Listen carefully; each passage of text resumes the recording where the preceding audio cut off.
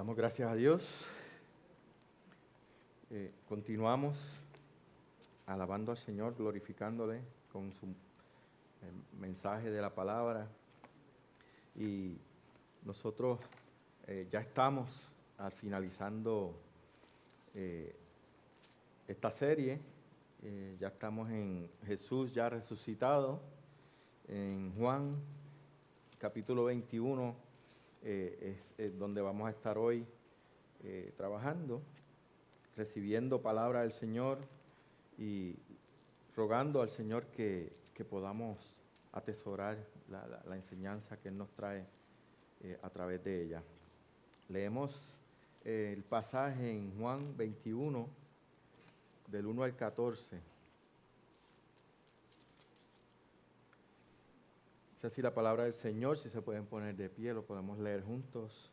Dice la palabra: después de esto Jesús se manifestó otra vez a sus discípulos junto al mar de Tiberias y se manifestó de esta manera. Estaban juntos Simón Pedro, Tomás, llamado el Dídimo, Natanael, el de Caná de Galilea, los hijos de Zebedeo, y otros dos de sus discípulos. Simón Pedro les dijo: voy a pescar. Ellos le dijeron: vamos nosotros también contigo. Fueron y entraron en una barca, y aquella noche no pescaron nada. Cuando ya iba amaneciendo, se presentó Jesús en la playa, mas los discípulos no sabían que era Jesús. Y les dijo: hijitos, ¿tenéis algo de comer? Le respondieron: no. Entonces él les dijo: echad la red a la derecha de la barca y hallaréis. Entonces la echaron, y ya no la podían sacar por la gran cantidad de peces. Entonces aquel discípulo a quien Jesús amaba dijo a Pedro: es el Señor. Simón Pedro, cuando oyó que era el Señor, se ciñó la ropa porque se había despojado de ella y se echó al mar. Y los otros discípulos vinieron con la barca arrastrando la red de peces, pues no distaban de tierra sino como 200 codos. Al descender a tierra vieron brasas puestas y un pez encima de ellas y pan. Jesús les dijo: traed de los peces que acabáis de pescar. Subió Simón Pedro y sacó la red a tierra llena de peces, 153, y aun siendo tantos, la red no se rompió. Les dijo: venid, comed. Y ninguno de los discípulos se atrevía a preguntarle: ¿tú quién eres?, sabiendo que era el Señor. Vino pues Jesús y tomó el pan y les dio, y asimismo del pescado. Era ya la tercera vez que Jesús se manifestaba a sus discípulos después de haber resucitado de los muertos. Padre, bendice esta palabra. Padre, háblanos a través de ella y que lo que recibamos sea bendición, dirección, y que tú nos confrontes, Señor, con tu palabra, para bendición nuestra y para alabanza de tu gloria. En el nombre de Jesús. Amén. Pueden tomar asiento. El título de mensaje es La realidad del Cristo resucitado. Ya sabemos que el Señor no solamente resucitó, sino que se manifestó a varias personas, ¿verdad? Especialmente a sus discípulos. Al final del capítulo 20 vemos cómo Juan, siendo uno de los apóstoles, también fue testigo y discípulo amado del Señor, revela el propósito del escrito, ¿verdad? De este escrito que hemos estado considerando. Dice en el versículo 31, en Juan 20, pero estas cosas se han escrito para que creáis que Jesús es el Cristo, el Hijo de Dios, y para que creyendo tengáis vida en su nombre. Jesús había dado muchas señales de que era el Hijo de Dios, el Mesías esperado, el que vino a buscar y a salvar lo que se había perdido.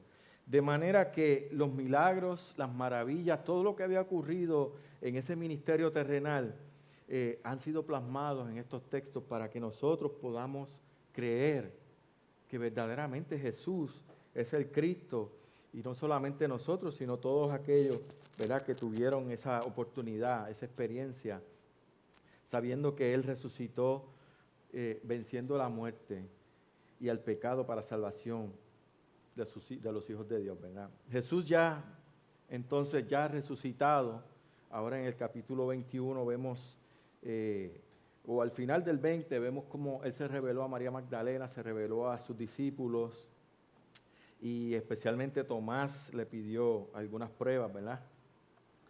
Y porque tuvo dudas, porque no estuvo esa primera vez.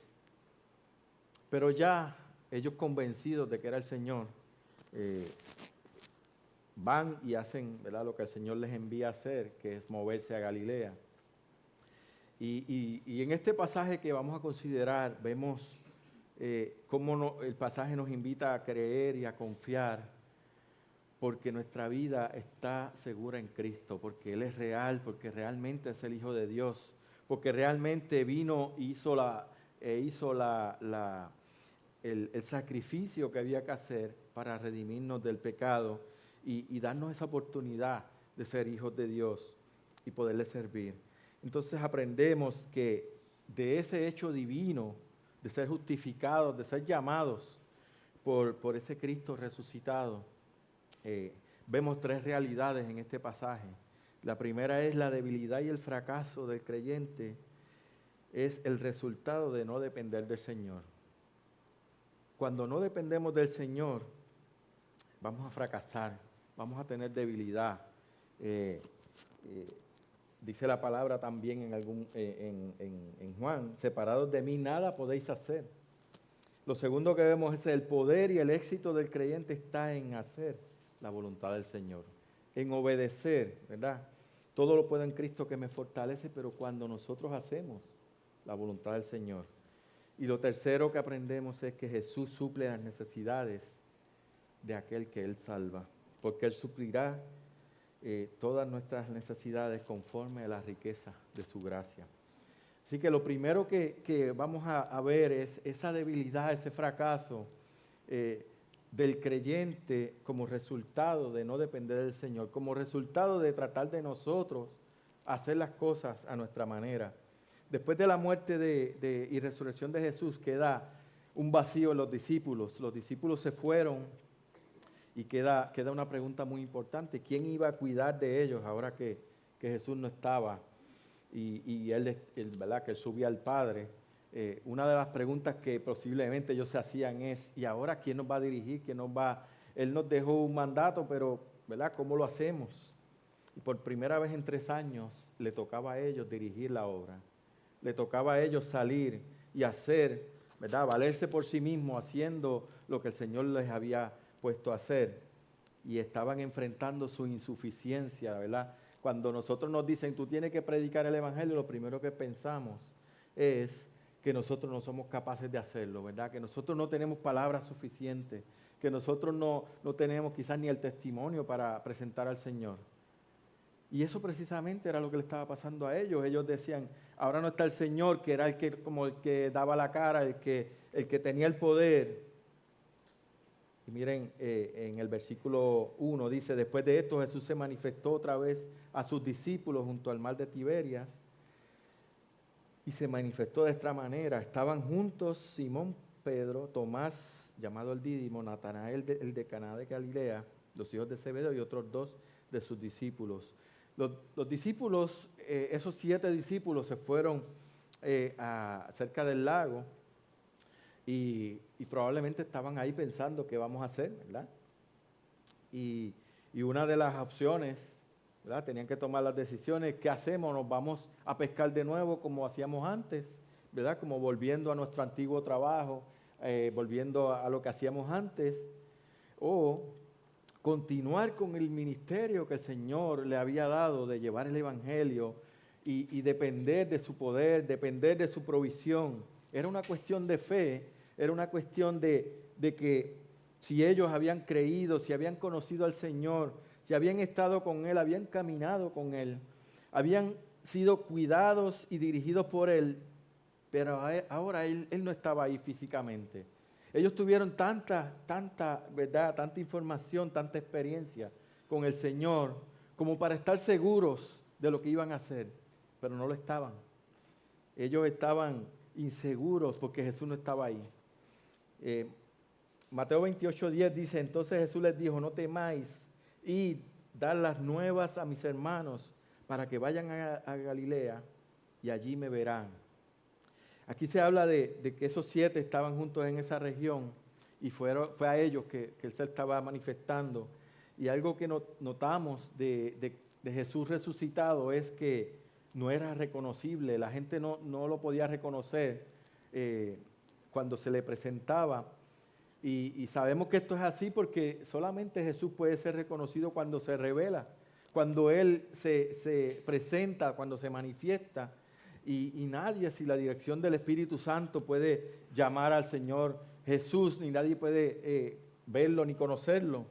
1 Corintios 12:3 dice, y nadie puede llamar a Jesús Señor, sino por el Espíritu Santo. Así que el Espíritu Santo tenía un rol principal en este proceso. Y en 1 Corintios 2:14, pero el hombre natural no percibe las cosas que son del Espíritu de Dios, porque para él son locura y no las puede entender, porque se han de discernir espiritualmente. Sabiendo que la misión de Jesús de venir a buscar y a salvar lo que se había perdido era precisamente porque nadie busca a Dios. La gente piensa que el Evangelio es locura, entonces no podemos buscar a Dios solos, es necesario la intervención del Espíritu Santo. Romanos 3:11 dice, no hay quien entienda, no hay quien busque a Dios, porque para el hombre es imposible reconocer al Señor si el Espíritu Santo no obra en su interior, si el Espíritu Santo no está siendo el que hace el llamado interno para que nosotros podamos reconocer a Cristo y su obra. Por eso, para reconocer a Jesús tenemos que ser llamados y guiados por Él. 1 Corintios 1:30-31 dice, mas por Él estáis vosotros en Cristo Jesús, el cual nos ha sido hecho por Dios sabiduría, justificación, santificación y redención, para que como está escrito, el que se gloría, gloríese en el Señor. Los discípulos habían ido al lago, ya no estaban en el monte, habían bajado al lago y ahora en ese lago se estaban impacientando, ¿verdad? Y no tenían como que claro qué era lo que iban a hacer. Ellos sí tenían un mandato, pero no sabían, ¿verdad?, cómo lo vamos a hacer. Estaban un poco desorientados y Pedro, como era el líder, el impulsivo, el que toma decisiones, ¿verdad? Pues dijo, voy a pescar, vuelvo a lo que yo sé hacer y vamos a ver qué pasa. Versículo 3, Simón Pedro les dijo, voy a pescar. ¿Y qué hicieron ellos? Le siguieron. Vamos nosotros también contigo. Fueron y entraron en una barca y aquella noche no pescaron nada. Y sabemos que Pedro no pudo esperar, ¿verdad? No pudo esperar porque el Señor no aparecía y a él no le gustaba estar sin hacer nada. Y cuando decide ir a pescar, podríamos interpretarlo como que él volvió a su antigua vida, a lo que sabía hacer, ¿verdad? Sabemos que él era pescador antes de ser llamado y era lo que conocía, lo que dominaba. Y algo que Jesús les había dicho es que ellos iban a ser esparcidos, ¿verdad? Y que lo iban a dejar solo en algún momento. Por eso sus discípulos se sentían tal vez, ¿verdad?, con la incertidumbre de qué hacer para cumplir esa misión que les fue dada. Y su instinto fue volver a lo que conocían, volver al pasado, ¿verdad? Eran pescadores y volvieron a ese antiguo trabajo que ellos tenían. Y no solo Pedro, sino los demás, ¿verdad?, se fueron. Y lo que sabían hacer no funcionó. Hasta eso que sabían hacer no les funcionó, ¿verdad? Estaban frustrados porque las cosas no le estaban saliendo bien. Y sin Jesús, ahora sin peces, todo estaba mal. Y eso fue una enseñanza de su incapacidad de volver a sus vidas interiores, ¿verdad? No hay nada malo con pescar porque es una profesión respetable, noble, pero el Señor no los había mandado a pescar. El Señor los escogió para pescar, pero para pescar hombres, para ser los pescadores de hombres. Y les dijo, venid en pos de mí, os haré pescadores de hombres. Ellos entonces, dejando al instante las redes, le siguieron. Miren qué importante, en Mateo 4, 19 y 20, que ellos al instante dejaron las redes y le siguieron. Dejar las redes es dejar esa antigua vida para entonces seguir al Señor y venir a una nueva vida en Cristo. Cuando seguimos a Cristo es para siempre y no hay vuelta atrás. Y no quiere decir que no estamos, que vamos a dejar el trabajo que tenemos porque vinimos a Cristo, sino que esa no va a ser nuestra prioridad, ¿verdad? Nuestra prioridad va a ser Cristo. Y nos llamó a hacer para hacer lo que nos, no para hacer lo que nos parece conocido, sino lo que Él ha puesto como voluntad para que nosotros hagamos, ¿verdad? Y si no lo hacemos, entonces estamos desobedeciendo, estamos fallando, estamos descansando en nuestra debilidad y no en el poder del Señor. A veces decimos, pues yo no sirvo para eso, entonces me mantengo en la prioridad que tenía antes, que era trabajar y trabajar y trabajar, y nada para el Señor. Por eso es necesario negarnos a nosotros mismos a hacer la voluntad del Dios y no la nuestra. Es ahí donde nos damos cuenta de que seguir al Señor no es hacer lo mismo que hacíamos antes y esperar agradar al Señor con lo que hacemos, sino agradar al Señor haciendo la voluntad de Él, aunque duela, aunque sea difícil, aunque sea contrario a lo que a mí me gusta hacer. Ellos intentaron volver atrás y fracasaron, no pescaron nada. Lo mejor que sabían hacer no les funcionó. ¿Y ahora qué? Fue ahí entonces que en su fracaso Jesús se manifiesta a ellos, pero ellos no le reconocieron. Versículo 4, cuando iba ya amaneciendo se presentó Jesús en la playa, mas los discípulos no sabían que era Jesús. Y les dijo, hijitos, ¿tenéis algo de comer? Le respondieron, no. Nadie podía reconocer al Señor después de la resurrección, ¿verdad? Como hemos hablado. Por eso esos discípulos no sabían que era Él. Jesús le pregunta si tenían algo de comer y su respuesta, ¿verdad? Categórica, no. Como, ¿verdad? No me preguntes eso si ni pesqué ni un pescado anoche, ¿verdad? La respuesta revela fracaso, ¿verdad? Revela que volvieron a tratar de suplirse sus necesidades por su cuenta sin confiar en Él y fracasaron.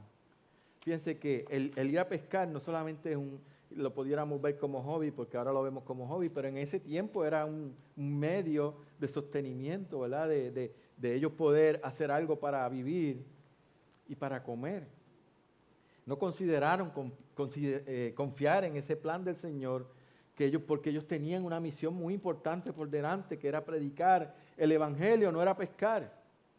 El pescado, en este caso, pudiéramos decir que simboliza provisión, el suplido de necesidades. Jesús lo iba a proveer. Por eso cuando ellos miraron a la playa, vieron las brasas, vieron el pescado ahí encima, ya rico, ¿verdad? Listo, oloroso y hasta con un poquito de pan al lado. Jesús lo iba a proveer. Pero ellos tenían que hacer su voluntad, tenían que cumplir su llamado. En su soberanía divina, Jesús no los dejó solos. Aun cuando ellos iban a entender por su propio fracaso cuánto necesitaban confiar en Él. Y ellos entendieron de la forma más difícil, ¿verdad? Experimentando la debilidad, el fracaso, como creyentes de ese resultado de no depender del Señor. Por eso el Señor no los dejó solos en ese fracaso, porque el Señor nos discipula, el Señor nos enseña a través de estas situaciones y Él les mostró su plan de ser Él quien les proveería de sus necesidades para siempre. Entonces vemos cómo el poder y el éxito del creyente está en hacer la voluntad del Señor. Versículo 6. Y Él les dijo, echad la red a la derecha de la barca y hallaréis. Entonces la echaron y ya no la podían sacar por la gran cantidad de peces. Ellos regresaban frustrados, exhaustos de tratar de no conseguir pescar nada. Jesús les pregunta si tienen algo de comer, ellos contestan que no. Y respondieron que no, ¿verdad? Porque no tenían peces para compartir. Jesús les dirige y les enseña cómo iban a encontrar los peces. Ellos trataron de resolver su necesidad a su manera, pero era la voluntad del Señor y tenía una enseñanza para ellos en esta situación, que ellos obedecieran lo que el Señor les estaba diciendo, ¿verdad? No se trata de que no trabajemos para conseguir comida o que dejemos nuestro trabajo para seguir al Señor, sino que lo hagamos en su voluntad y en dirección de Él.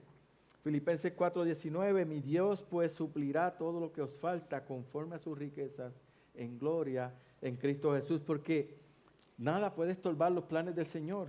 Cuando nos llama, Él se compromete a suplir sus necesidades, porque nos hace suyos para siempre. Porque ¿quién adopta una criatura y la deja sin comer, si la deja morir de hambre?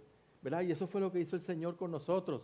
Nos adoptó, ¿verdad?, para ser hijos de Dios y nos ha prometido vida, eternidad, suplido, bendición.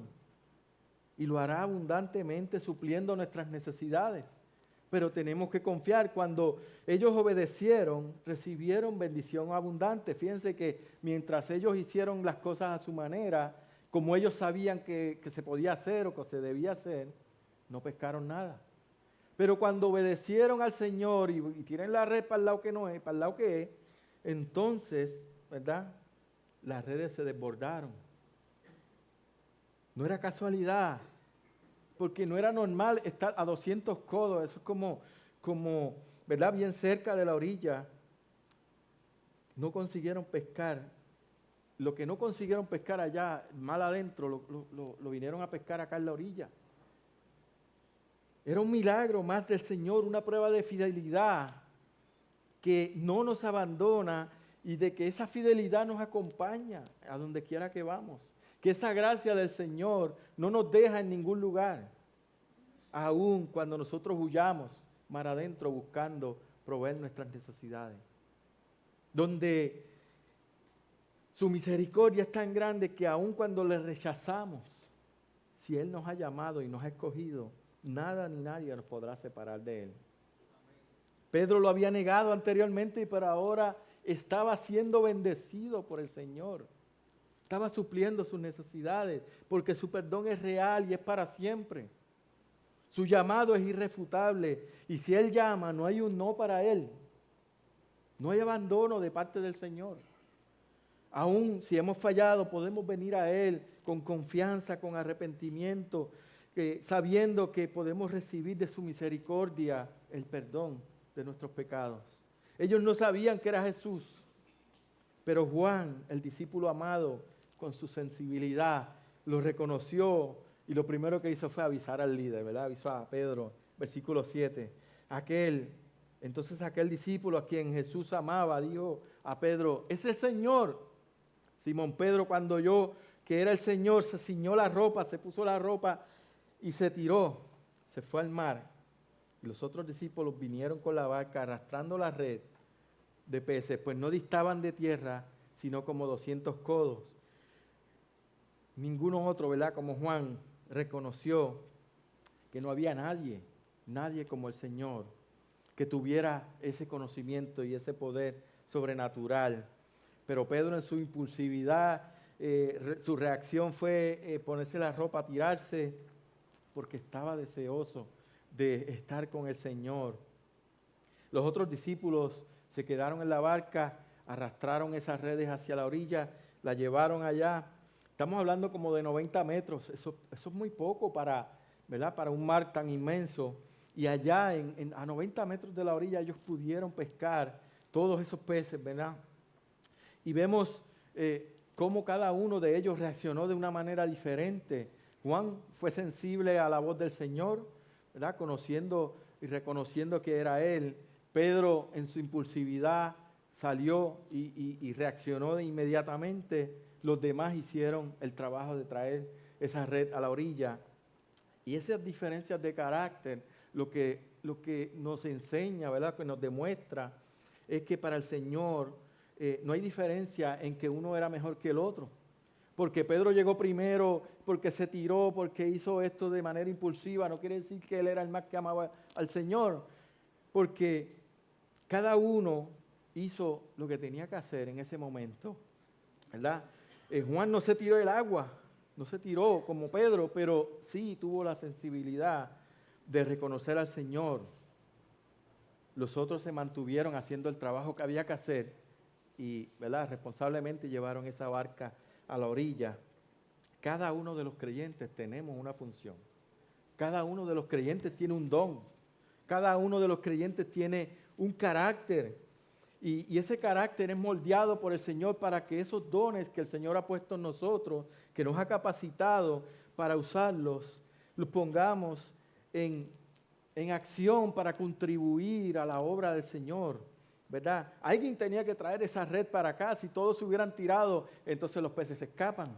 Si no hay esos peces, entonces no hubieran podido comer más, ¿verdad? Solo un pez para, ¿verdad? El Señor podía multiplicar, pero en ese momento, ¿verdad?, había que traer esos peces a la orilla. Cada uno de los creyentes tenemos que ejercitar nuestro don, ¿verdad?, nuestra función en el cuerpo. Y sabiendo que dependemos de Él, nos beneficiamos los unos a los otros por el trabajo de cada uno de los siervos. Jesús espera de nosotros diligencia, espera entrega total para el cumplimiento de su misión, para que usemos nuestros dones y confiemos, porque la obra es de Él y Él va a suplir, Él va a capacitar, Él va a darnos las oportunidades de servirle de la manera que Él quiere sirvamos, ¿verdad? Él te va a usar, Él te va a bendecir con trabajo en su misión, pero tenemos que ser sensibles. Tienes que ser sensible y hacer tu parte. No intentes imitar a nadie, no intentes imitar a Pedro y tirarte de la barca, porque tu trabajo era arrastrar esa red. Ay, que yo quiero ser el que sale primero en la Biblia como Pedro. No. El Señor te ha llamado a hacer algo, hazlo, aunque no salga en las noticias, aunque no salga en el micrófono. El Señor te va a usar como Él te capacitó y como Él quiere que tú le sirvas. Aquí se resalta la alegría y la emoción de haber encontrado al Señor, ¿verdad? Ellos estaban gozosos, sabiendo que ya no estaban solos. Y ellos experimentaron el poder y el éxito de hacer la voluntad del Señor cuando obedecieron, ¿verdad? Jesús se revela a ellos para bendecirlos y discipularles nuevamente, para que entendieran que cuando Él no estuviera físicamente, ¿verdad?, cuánto Él les iba a proveer en sus necesidades, porque Él suple las necesidades de sus siervos. Hemos visto que la debilidad, el fracaso de nosotros es el resultado de que no dependemos del Señor, de que queremos hacer las cosas a nuestra manera, de que no podemos entender los medios y las formas que Dios hace las cosas. Pero el poder y el éxito en el ministerio está en hacer la voluntad del Señor, en dejarnos guiar, en ser sensibles a la voz del Señor para entender qué es lo que Él quiere que hagamos. Y mira el punto 3 dice, Jesús suple las necesidades de quien Él salva. Versículo 9, al descender a tierra vieron las brasas puestas y un pez encima de ellas y pan. Jesús les dijo, traed los peces que acabáis de pescar. Simón Pedro subió y sacó la red a tierra llena de grandes peces, 153. Y aún siendo tantos, la red no se rompió. Les dijo Jesús, venid, comed, y ninguno de los discípulos se atrevía a preguntarle, ¿tú quién eres?, sabiendo que era el Señor. Vino pues Jesús y tomó el pan y les dio, y asimismo del pescado. Esta era la tercera vez que Jesús se manifestaba a sus discípulos después de haber resucitado de los muertos. Cuando ellos llegaron, encontraron el fuego ya listo, ¿verdad? Ya estaba prendido, ya había un pez ahí y había pan. Jesús seguía demostrando su carácter de siervo. Jesús seguía sirviendo. Jesús seguía supliendo las necesidades de los suyos. Dice Lucas 22:27, mas yo estoy entre vosotros como el que sirve, con su amor compasivo por sus discípulos. Unos discípulos que tuvieron toda la noche pescando, que tenían frío, que estaban mojados, que estaban hambrientos, decepcionados, frustrados. El Señor los recibe con fuego para que se calentaran, les recibe con un pescado listo para comer, con pan. Miren, eso es un milagro. Un milagro saber que todo lo que ellos estaban pasando en ese momento fue suplido en un instante. Y Jesús no fue a pescar con ellos, Jesús ya tenía el pescado ahí. Ya Jesús había multiplicado los peces y los panes antes, ya había demostrado su poder y su misericordia para los necesitados. Pero lo que más resalta aquí es el detalle de atender las necesidades inmediatas de sus discípulos antes de hablarles. ¿Verdad? Él no les dio un sermón, ustedes hicieron mal, ustedes no tenían que haber hecho eso, ustedes lo hicieron de esta otra forma, no. Aquí está el desayuno, coman ahí, que ahora es que vamos a hablar. Pero lo que más resalta aquí es cómo Él atendió sus necesidades, con el amor y la misericordia, la sabiduría y el amor compasivo, ¿verdad? Que el Señor lo hizo. Ahora, el Señor resucitado mostraba que iba a satisfacer sus necesidades, que aún serviría a sus discípulos que le eran fieles. Por lo cual podemos estar confiados que nuestras necesidades están en las manos del Señor. Hermanos, si el Señor te ha llamado a servirle, no pienses que te va a coger tiempo del tiempo que tú tienes para hacer otras cosas. El tiempo es del Señor. Tú dale al Señor lo que el Señor merece y todo lo demás va a haber tiempo para hacerlo. Y si no puedes hacer todo el trabajo que tú hacías para recibir todo el dinero que recibías, el Señor va a responder, el Señor va a suplir, porque vas a entender que probablemente no lo necesitabas. Juan 14, 13 y 14 dice, y todo lo que pidieres al Padre en mi nombre lo haré, para que el Padre sea glorificado en el Hijo. Si algo pidieres en mi nombre, yo lo haré. El 16, no me elegiste vosotros a mí, sino que yo os elegí a vosotros, y os he puesto para que vayáis y llevéis fruto, y vuestro fruto permanezca, para que todo lo que pidieres al Padre en mi nombre, Él os lo dé. Filipenses 4:19, mi Dios pues suplirá todo lo que os falta, conforme a sus riquezas en gloria en Cristo Jesús. Él va a suplir todo, y si todo lo necesario va a ser suplido por Él, entonces no hay nada que buscar, no hay nada que afanarnos, porque Él va a suplir a sus escogidos de acuerdo a la necesidad que Él quiere suplirnos. Nosotros tenemos que entender qué es necesidad y qué es capricho o qué es cosas que queremos, ¿verdad? Cuando Él nos elige, nos está moldeando el carácter para que entendamos que las cosas que necesitamos van a ser suplidas y todo lo demás es adicional, ¿verdad? Probablemente no es algo que necesitamos. Él nos está eligiendo para servirle, para obedecer, para cumplir su plan, para llevar su fruto y así suplidos seamos guiados a hacer su voluntad. Y esto no se trata de ser capaces en nuestra fuerza, en nuestra sabiduría. Se trata de confiar. Se trata de hacer en sabiduría la voluntad del Señor. Porque lo que estamos haciendo no lo estamos haciendo para que nosotros nos gloriemos, lo estamos haciendo para su gloria. Que podamos obedecer su llamado, su dirección, haciendo a la manera que Él ha provisto que se haga. Que entendamos esta posición que tenemos de siervos, ¿verdad? Que nosotros, así como Él nos ha modelado, siendo siervos, sirviéndoles a sus discípulos, nosotros también tenemos que servir. Estamos llamados a servir. Y en esa humildad que el Señor vino y nos modeló ese servicio, estamos llamados a hacer nosotros también, porque Él nos dará la gracia y la sabiduría para hacer lo que nos ha mandado hacer. Como pescadores de hombres que hemos sido llamados, no podemos esperar menos del Señor.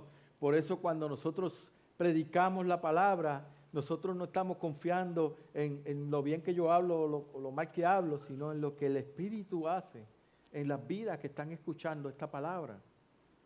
Él es el que va a dar la gracia y la misericordia para que el que escucha venga a los pies de Cristo.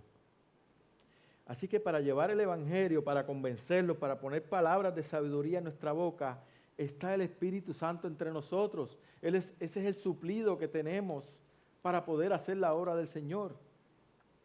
Sin el Espíritu no lo vamos a poder hacer. Es mediante ese Espíritu que vemos milagros de personas convirtiéndose, de personas siendo transformadas, de pecadores a salvos por la sangre de Cristo, porque Él provee los medios, los momentos, los recursos, las oportunidades para que esto ocurra.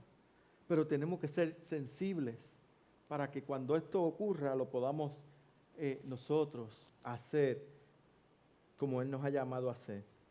Tenemos que aprovecharlos porque no hay excusa. El Señor no solamente les proveyó peces para comer ese día, sino que les dio una pesca abundante para que entendieran las riquezas de su gracia. No solamente de un pez vamos a comer los 7, sino les voy a dar pesca abundante para que ustedes entiendan que Él va a suplir las necesidades. Y comió con ellos para que entendieran también que tenían que estar en comunión, tenían que estar juntos. La desobediencia de sus discípulos produjo fracaso, pero su obediencia les trajo bendición, trajo éxito. La pesca y la comida que les dio eran pruebas de que Jesús todavía estaba supliendo sus necesidades, aun cuando Él ya no estaba físicamente entre ellos, que se iba a ir al Padre, sus necesidades iban a estar suplidas por Él para siempre. Nosotros como creyentes podemos aprender que la obediencia siempre trae bendición. La obediencia es lo que hace que nosotros podamos entender cuál es la forma en que Dios está actuando en nuestra vida. Jeremías 7:23 dice: mas esto les mandé diciendo, escuchad mi voz y seré a vosotros por Dios, y vosotros me seréis por pueblo, y andad en todo camino que os mande para que os haya bien, para que nos vaya bien. La bendición está en la obediencia. Ya hemos conocido al Señor, ya lo reconocimos, ya sabemos que Él está ahí, ya sabemos que está con nosotros, ya sabemos la provisión que nos ha dado en la eternidad, pero tenemos que mantener nuestra vida en este mundo en la confianza y la obediencia de la manera en que Dios quiere que hagamos las cosas. Los discípulos entendieron su debilidad al enfrentar el miedo al fracaso que los estaba llevando a los viejos caminos. Hermanos, nosotros no podemos volver atrás porque yo hacía eso bien antes y me iba bien, porque el Señor te ha dado una nueva vida en Él y te ha dado una misión, te ha encomendado a hacer una labor, y la intervención del Señor hace que nosotros dejemos las redes y vayamos entonces en pos de Él. El Señor usó personas débiles y pecadoras para alcanzar su reino. Hermanos, piensen, ¿había personas que no fueran débiles y pecadoras? Es que no hay otro tipo de personas. Todos somos débiles, todos somos pecadores. Así que de todos, de ahí el Señor tomó para que pudiéramos hacer la obra del Señor. Personas débiles y pecadoras como tú y yo. No piense que hay personas que son mejores que nosotros. No hay personas que no pequen. No hay personas que no sean débiles. Hay personas que se creen fuertes, pero caen, ¿verdad?, ante los pies del Señor. Y los que todavía no han caído caerán, porque toda rodilla se doblará ante Él, ¿verdad? Así que si tú eres incapaz, eres débil, eres propenso a buscar gloria para ti, eres enfermizo, ¿verdad?, te duele hasta el pelo, no hay excusa. Su gracia es suficiente. Su gracia es suficiente para suplir todo aquello que nos hace falta.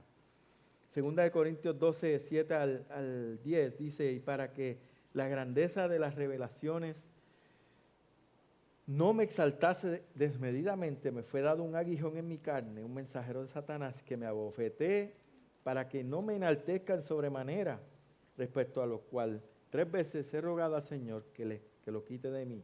Y me ha dicho: bástate mi gracia, porque mi poder se perfecciona en la debilidad. Por tanto, de buena gana me gloriaré más bien en mis debilidades, para que repose sobre mí el poder de Cristo.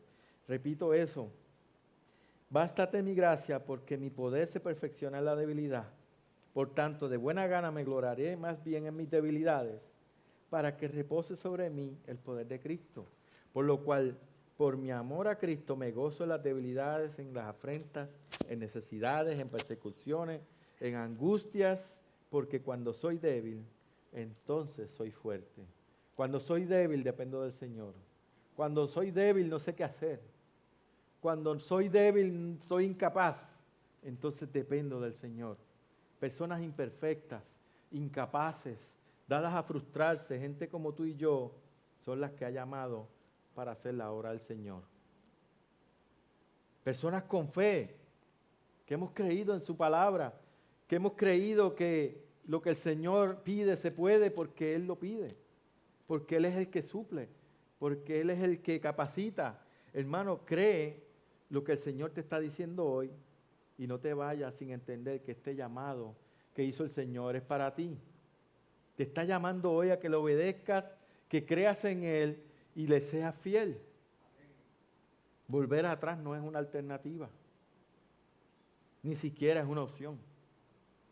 El llamado del Señor es eterno y mientras estamos aquí vamos a sufrir, ¿verdad? Rechazos, vamos a sufrir soledad, vamos a sufrir quizás necesidades materiales, pero todo lo que sea necesario, el Señor lo va a suplir para que sea sustentado en tu vida. La realidad es que Jesús, el que resucitó, el que venció la muerte y el pecado para siempre, es el que nos ha dado la victoria. Porque fue por ti que pagó en esa cruz. Fue por ti, por tu culpa que vino a este mundo. Transformando y haciendo nueva criatura a cada uno de nosotros para que le podamos servir, amarle en obediencia y en sumisión. Comisionando a cada uno de nosotros para hacer su obra, capacitando por el Espíritu Santo para que podamos hacer su misión, para que llevamos a hacer para lograr la meta, ¿verdad? Una vez Jesús te llama, Él se hace cargo de tus necesidades. Una vez Jesús nos llama, Él va a suplir todo lo que necesitamos y que entendamos que lo único que necesitamos es su gracia. Con eso es suficiente. Esfuérzate en obedecer, en amarle. Podamos preguntarnos, ¿estás ocupado en la misión del Señor? En la misión que el Señor te dio, obedeciendo y cumpliendo ese llamado diligentemente. ¿Estás ocupado en esa misión que el Señor te ha puesto? ¿Estás obedeciendo? ¿Estás cumpliendo? Oremos. Padre, gracias te damos por tu palabra. Pedimos, Señor, que podamos entender cuán necesitados estamos de ti, Señor, cuán dependientes somos de ti, cuánto debemos esperar, Señor, el abrigo que tú nos das, Señor. Separados de ti nada podemos hacer, Señor. Sabemos que tú suples conforme a la necesidad y a las riquezas de tu gracia. Padre, que podamos entender y que podamos mirar hacia arriba, Señor, y no mirar hacia nosotros. Que podamos entender el llamado que tú nos has hecho, no solamente a venir a tus pies, sino también a seguirte, a mirarte, Señor, a entender cuál es el plan, cuál es la misión, cuál es el próximo paso en nuestra vida. Padre, que podamos servirte en obediencia, en diligencia, como tú esperas, Padre. Y si alguno necesita venir a ti, si alguno necesita entregarse, para que tú dirijas su vida, Señor, que así lo haga, para bendición y gloria de tu nombre. Gracias te damos, en el nombre de Jesús. Amén. Gloria a Dios. Gloria a Dios. Vamos a terminar en alabanza.